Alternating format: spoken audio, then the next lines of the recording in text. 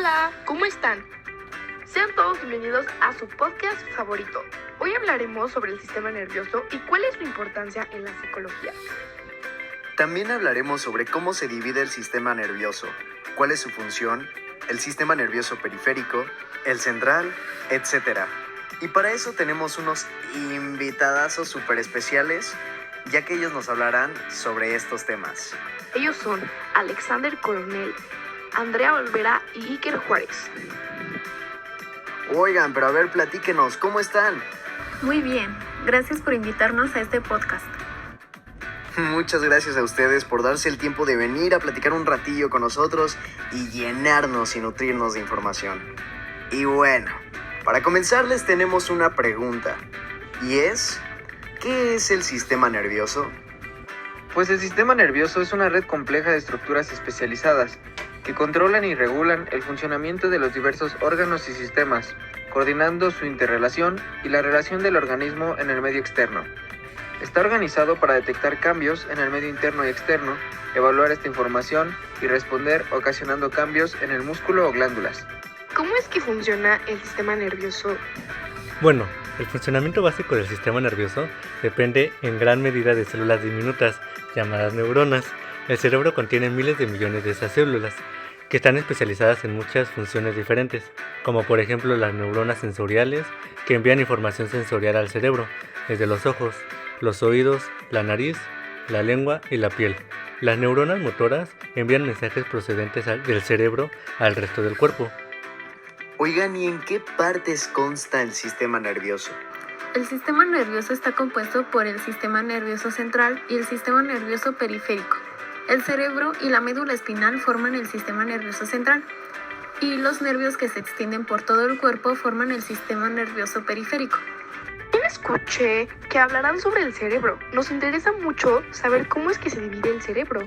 Pues mira, el cerebro está compuesto por tres grandes partes, el prosencéfalo, el mesencéfalo y el rombencéfalo.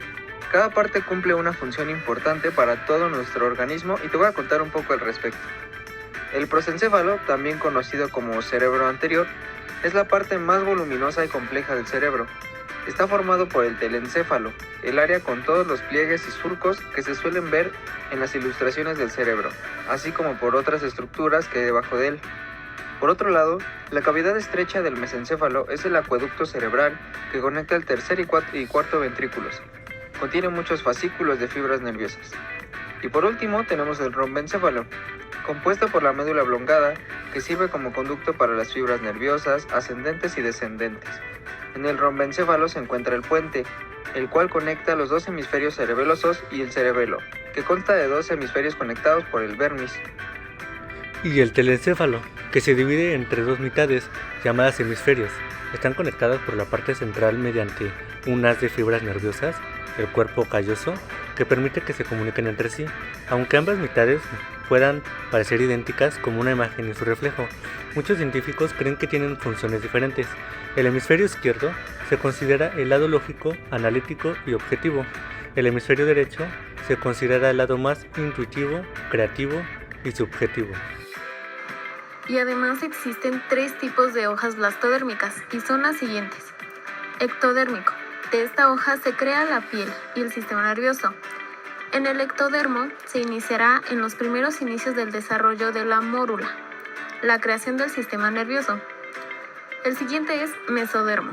De esta hoja se crearán los huesos y los músculos del individuo. Y el endodermo. De esta hoja se crearán los órganos internos que poseerá el futuro individuo.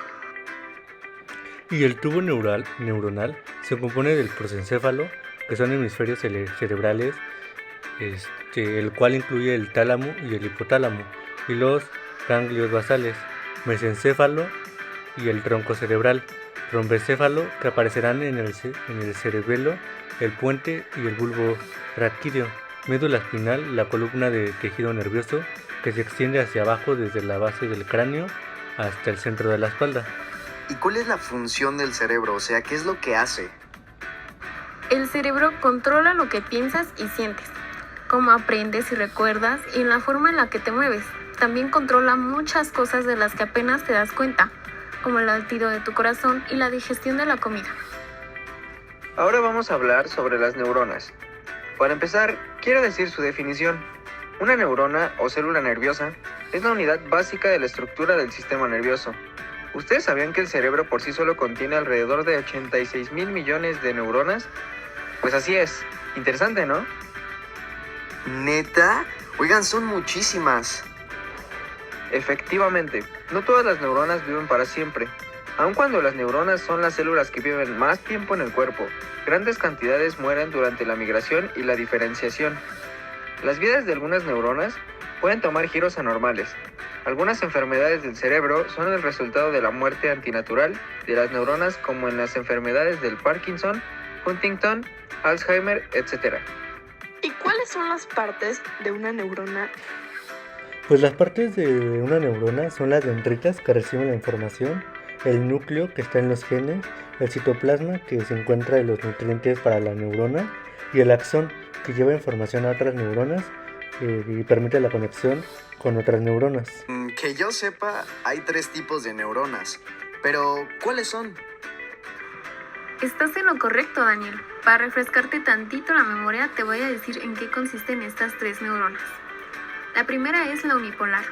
Son aquellas neuronas en las que del soma únicamente surge una prolongación o neurita, la cual actuará como axón y a la vez dispondrá de dendritas, con lo que puede tanto recibir como transmitir información. La segunda es la bipolar. Es una neurona con 2 ramificaciones por fuera del soma o cuerpo neural. Estas ramificaciones son un axón y una dendrita.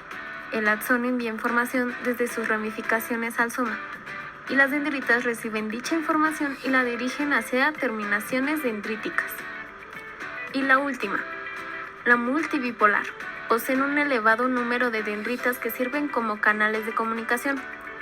Esto posibilita el procesamiento de múltiples contextos y situaciones, algo que evolutivamente es fundamental para prestar atención a diferentes estímulos en paralelo. Y estos tan importantes son las hormonas. ¿Qué son? Las hormonas son los mensajeros químicos del cuerpo.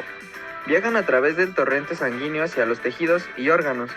Surten su efecto lentamente y con el tiempo afectan muchos procesos distintos, incluyendo crecimiento y desarrollo. ¿Quién depende el sistema endocrino? De las órdenes que genera el hipotálamo. Es súper interesante todos los datos que nos dio Iker. Pero fíjate que tengo otra pregunta. Y es, ¿cuál es la relación de la psicología con este tema tan interesante de las hormonas?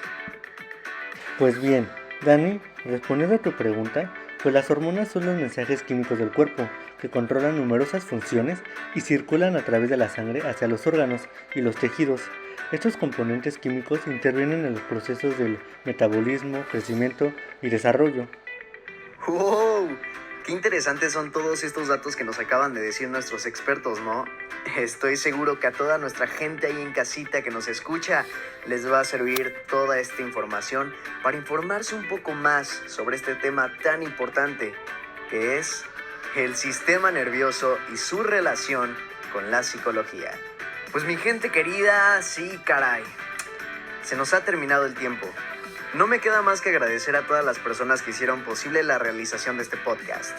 A nuestra gente ahí en cabina, en producción, a nuestros invitadazos del día de hoy, pero sobre todo a ustedes, a nuestro público querido.